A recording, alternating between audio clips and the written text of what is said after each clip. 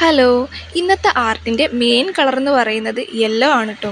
Yellow ആണ് ഇന്നത്തെ താരം. അപ്പോൾ ഈ ഒരു കളർ വെച്ചിട്ടാണ് ഈ ചിത്രത്തിൻ്റെ മൊത്തം ഭാഗം ഞാൻ ഷെയ്ഡ് ചെയ്തെടുക്കുന്നത്. ഇതിന് വേറെ ഒരു കളറും ഞാൻ യൂസ് ചെയ്യുന്നില്ല. എക്സ്ട്രാ വേറൊരു കളറൊന്നും യൂസ് ചെയ്യുന്നില്ല. മൊത്തം തീം ഇതാണ്.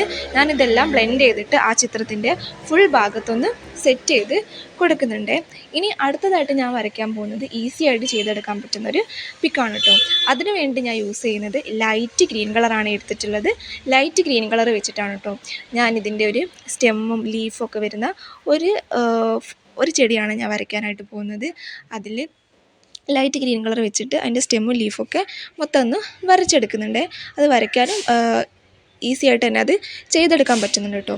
പിന്നെ ഇതിൽ ഞാൻ ഫ്ലവറിൻ്റെ പാർട്ടായിട്ട് യൂസ് ചെയ്തിട്ടുള്ളത് ബ്ലാക്ക് കളറാണ്.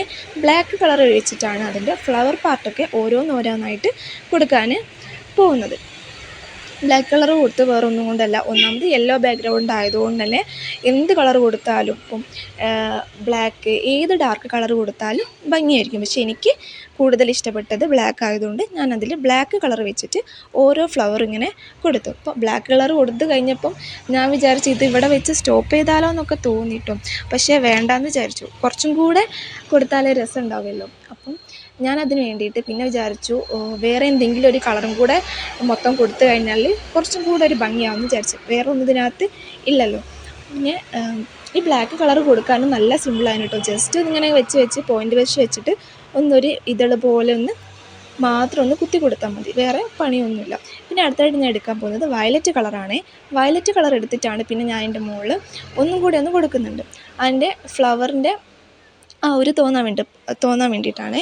വയലറ്റ് കളർ എടുത്തിട്ടും എനിക്ക് ഒരു സാറ്റിസ്ഫാക്ഷൻ തോന്നാത്തത് കൊണ്ട് പിന്നെ ഞാൻ വിചാരിച്ചു വേറെ ഏതെങ്കിലും ഒരു കളറും കൂടെ കൊടുക്കണമെന്ന് ഞാൻ ചിന്തിച്ചു. പിന്നെ ബാക്കി നമ്മൾ ലൈറ്റ് ഗ്രീൻ കളർ വെച്ചിട്ടാണല്ലോ പിന്നെ അതിൻ്റെ സ്റ്റെമ്മും ലീഫൊക്കെ ചെയ്തെടുത്തിട്ടുള്ളത്.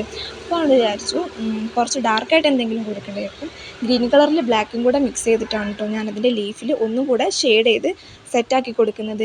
ഇനി ഫൈനലായിട്ട് നമ്മുടെ ആ ഒരു ഫ്ലവറിൻ്റെ മുകളിൽ ഷെയ്ഡ് ചെയ്യാൻ വേണ്ടിയിട്ട് ഞാൻ ബ്ലൂ കളറാണ് എടുക്കുന്നത്. ബ്ലൂ കളർ എടുത്തിട്ട് ഫൈനലായിട്ട് അതിൻ്റെ കുറച്ച് ഭാഗത്തൊക്കെ വെച്ച് കൊടുക്കുന്നുണ്ട്. അപ്പം ഇതാണ് കേട്ടോ ഇതിൻ്റെ ഒരു ഫൈനൽ ലുക്ക്. അപ്പം നിങ്ങൾക്ക് ഈ ഒരു ആർട്ട് ഇഷ്ടപ്പെട്ടിട്ടുണ്ടെങ്കിൽ ചാനലൊന്ന് സബ്സ്ക്രൈബ് ചെയ്ത് സപ്പോർട്ട് ചെയ്യണേ. അപ്പം താങ്ക് യു.